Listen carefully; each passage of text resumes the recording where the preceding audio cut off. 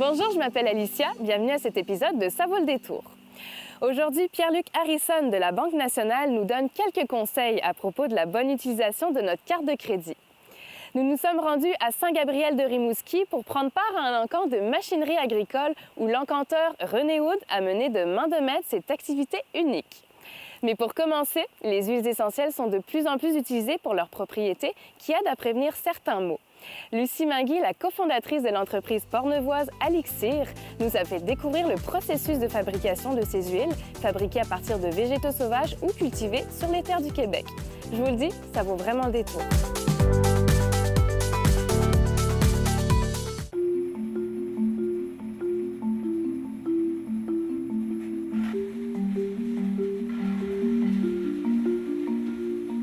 On est présentement avec Lucie Mingui, qui est la propriétaire d'Alixir, cette compagnie spécialisée dans les huiles essentielles. On est ici à Portneuf, à Grondines. Comment est-ce que ça a commencé? Bien, ça a commencé par un hasard de la vie. Mon chum qui décide qu'il veut fabriquer de l'huile pour cesser de gaspiller les branches de ses exploitations forestières à petite échelle. Histoire de bien utiliser les restants, puis c'est resté notre mot d'ordre. Il voulait juste pas gaspiller les branches, puis il avait appris qu'on pouvait faire de l'huile, puis il trouvait ça intéressant. Alors, il a acheté une cuve, puis quand lui a acheté une cuve, moi, j'ai eu un livre d'aromathérapie, puis là, j'ai embarqué avec lui, parce que c'était quelque chose qui était vraiment très, très, très fascinant au niveau des fonctions. Justement, parlons-en, les utilités, les fonctions des huiles essentielles. Tu trouves dans les huiles essentielles des fonctions comme antiseptiques, anti-inflammatoires, antidouleurs, antifongiques et ainsi de suite. Toutes ces fonctions-là qui permettent d'avoir des bénéfices au niveau de la santé. Ces connaissances-là, ils ont été validées scientifiquement. Les substances naturelles dans les produits, mettons, sur le marché, ils ont le défaut de ne pas être brevetables. C'est pour ça qu'ils ne prennent pas place dans les pharmacies. Mais dans une pharmacie familiale, ça devient des substances de support à la santé, puis même d'intervention très facilement. Alors, quand les gens étudient ce domaine-là, quand ils apprennent comment les utiliser, ils font énormément d'interventions utiles.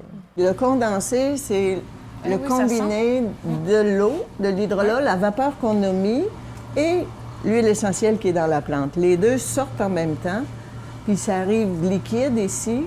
Puis ça, c'est un séparateur.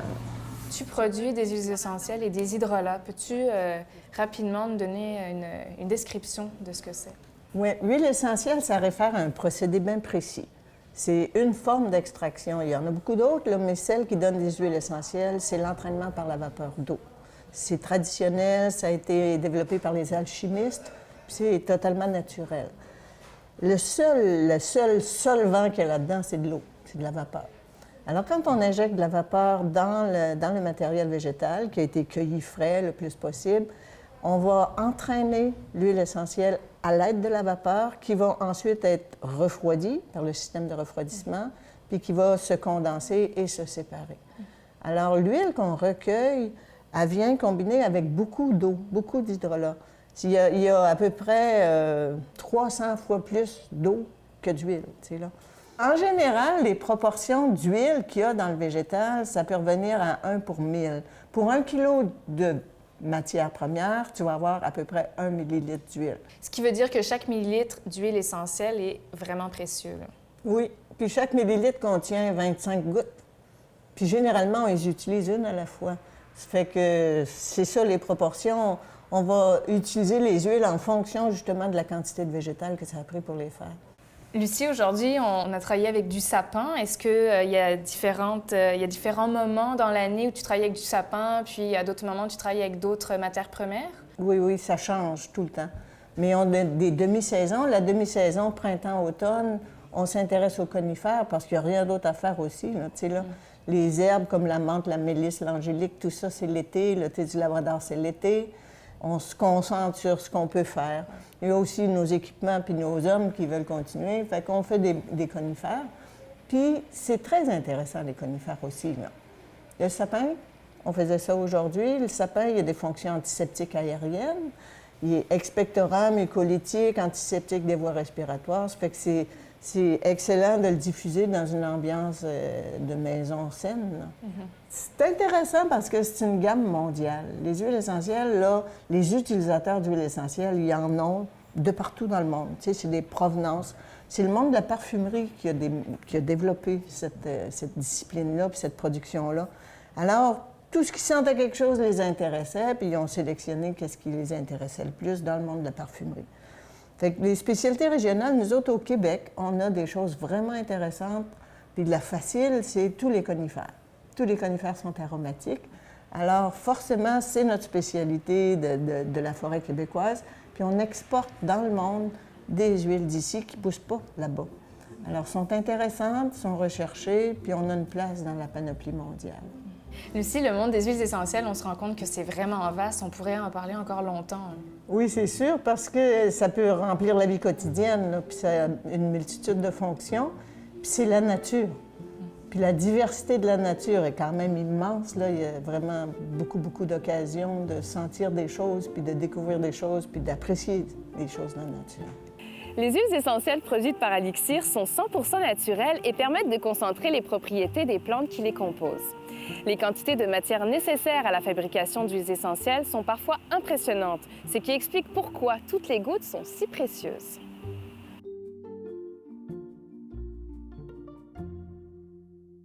Lorsqu'une ferme cesse ses activités pour une raison ou une autre, il arrive que la totalité des machines agricoles utilisées doivent être vendues. C'est à ce moment-là que l'encanteur René Hood entre en scène. Avec son langage particulier, c'est lui qui anime la journée et s'assure que les acheteurs potentiels demeurent motivés et prêts à offrir le meilleur prix pour acquérir les lots qui sont mis en vente. 10-50, le ball over here today going to be home zombie as a night. So, going to be 1050, votre numéro 55, merci, belle show. Alors, on est à Saint-Gabriel de Rimouski et René, tu es encanteur. On assiste aujourd'hui à un encamp de machinerie agricole. Explique-moi un peu comment ça se passe en encamp. Bien, un encamp, c'est sûr qu'on demande, de première des choses, il faut tout placer la machinerie. Puis c'est un encamp de 2 jours. Fait qu'aujourd'hui, on va vendre la machinerie. Demain, on va vendre les agneaux, les brebis, les moutons.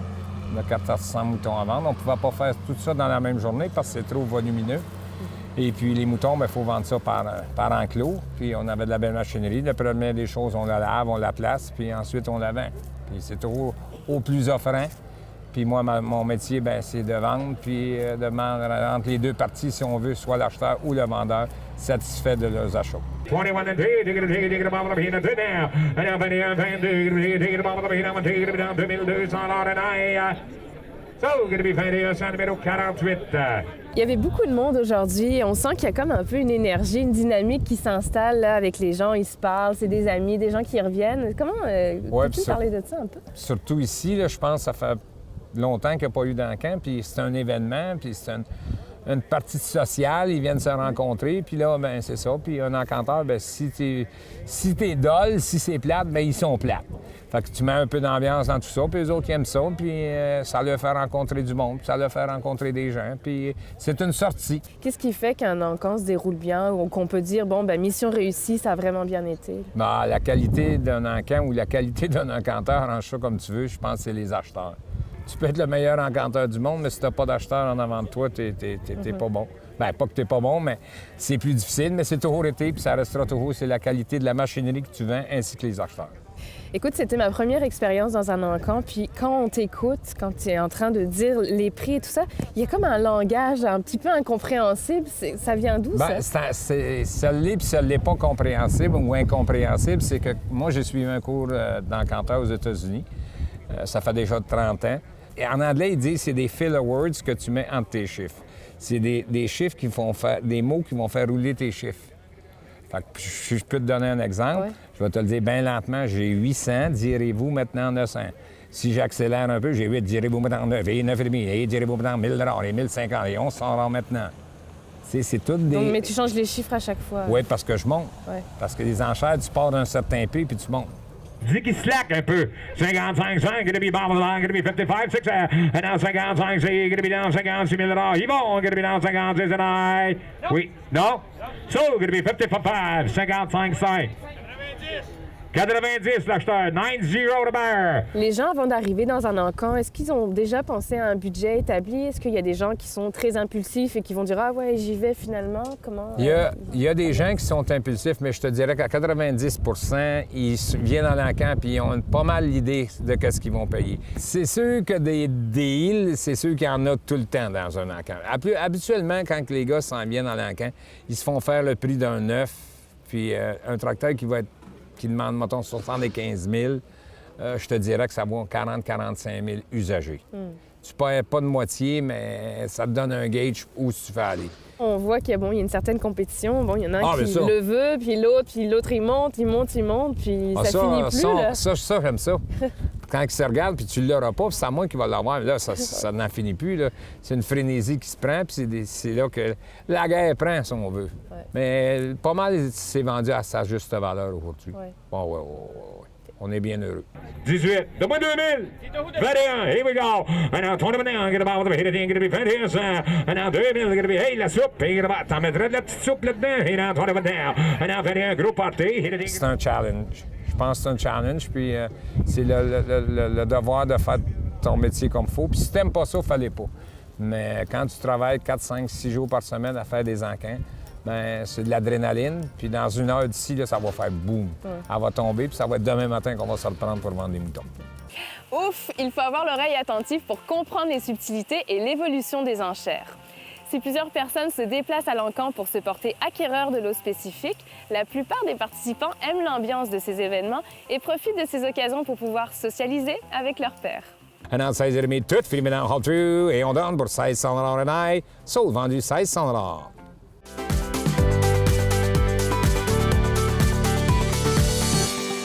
Alors, on se retrouve en studio avec Pierre-Luc Harrison, qui est le directeur de succursale de la Banque nationale à Rimouski. Comment ça va, Pierre-Luc? Ah, super bien. Et toi? Ça va très bien aussi. Aujourd'hui, on va parler de la carte de crédit. Oui. Dis-moi, à qui ça s'adresse, premièrement, la carte de crédit? La carte de crédit, en fait, ça s'adresse aux 18 ans et plus, premièrement.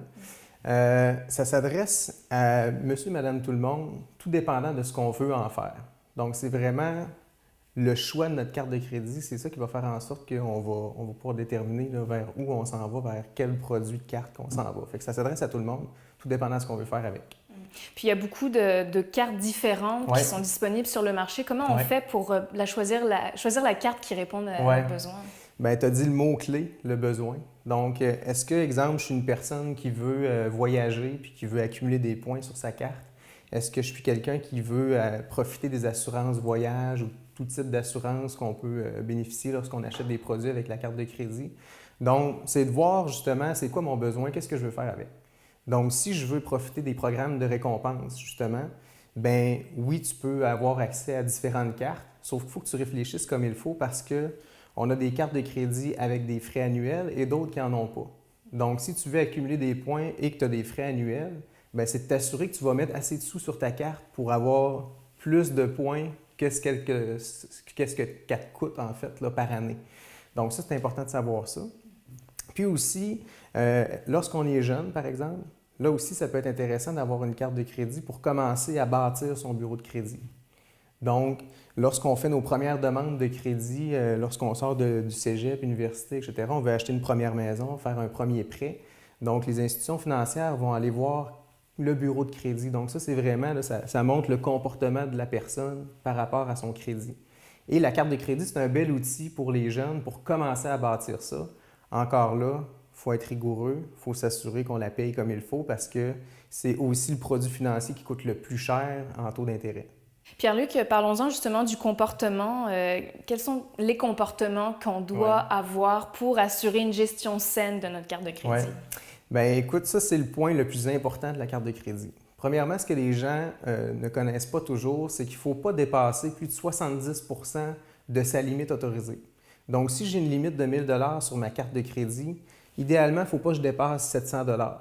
Donc, si je le dépasse puis que je le paye à la fin du mois, il n'y a pas de problème. Sauf que si je tombe à 700, 800, 900 $, que je me rapproche de ma limite puis que je ne paye pas mois après mois, que je paye juste le minimum, donc là, ça va aller affecter le bureau de crédit. Donc là, le score de crédit va diminuer et là, c'est nuisible lorsqu'on veut faire d'autres demandes de crédit par la suite. Fait que ça, c'est un élément qui est très important. Autre chose, c'est que la carte de crédit, idéalement, ce n'est pas un produit financier à long terme. Donc, on ne doit pas utiliser ça dans le but d'acheter quelque chose, puis de laisser ça sur la carte de crédit à long terme. Donc, en fait, la carte de crédit, on ne doit pas s'en servir un peu comme une réserve ou un nouveau montant d'argent qui, tout d'un coup, est apparu, là. Aucunement. Une des erreurs aussi que les gens font, c'est qu'ils pensent que la carte de crédit, c'est leur fonds d'urgence. Mais une carte de crédit, ce n'est pas un fonds d'urgence. Donc, il faut vraiment avoir une stratégie d'investissement qui est différente à côté. Ça peut être un CELI qui est admissible, qui est disponible facilement, puis l'intérêt est à l'abri d'impôts, etc. Mais c'est que la carte de crédit comme telle n'est pas un fonds d'urgence. À partir du moment où on a une cote de crédit qui est bien, puis que bon, il y a un bon roulement, tout ça, souvent les institutions financières proposent d'augmenter la marge de crédit. Est-ce que c'est une bonne chose de l'accepter? Bien, encore là, on y va selon notre besoin. L'institution financière, la majorité des institutions financières ne vont pas augmenter la limite avant de vous avoir envoyé une lettre. Donc, lorsque vous recevez la lettre, c'est de se questionner, est-ce que je manque de crédit sur ma carte selon mon utilisation? Si, par exemple, je suis quelqu'un qui a sa carte de crédit parce que mon employeur me paye un per dixième d'essence, puis que je sais que je mets tout ça là-dessus, puis que là, bien, que je vois que j'arrive un peu serré, bien, je suis peut-être mieux de l'augmenter un petit peu. Mais c'est vraiment selon le besoin. Lorsque vous recevez une lettre de l'institution financière en question, c'est de prendre connaissance de la lettre, de se questionner, j'en ai-tu vraiment besoin?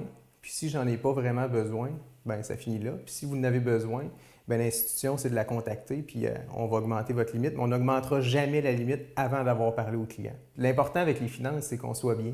Fait que si vous vous sentez bien avec ce que vous avez, bien, c'est ça qui est important. Puis si vous ne vous sentez pas bien, bien, c'est de le réévaluer avec votre conseiller financier. Ouais. Pierre-Luc, est-ce que c'est pertinent d'utiliser sa carte de crédit pour tous les achats qu'on fait? C'est une question noir et blanc. Oui et non. Donc, je vous dirais oui pour une personne qui a un budget qui est déjà monté, qui a une saine gestion de ses finances, qui veut accumuler des points, profiter des programmes de récompense au maximum. Cette personne-là peut mettre l'ensemble de ses dépenses mensuelles sur sa carte de crédit parce qu'elle sait qu'elle va les rembourser à la fin du mois.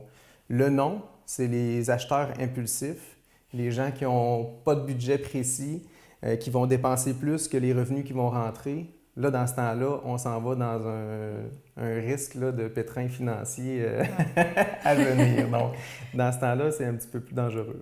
Pierre-Luc, qu'est-ce que tu voudrais que les gens retiennent de notre rencontre d'aujourd'hui? Bien, le premier point, le mot qu'on a utilisé probablement le plus souvent, c'est le besoin.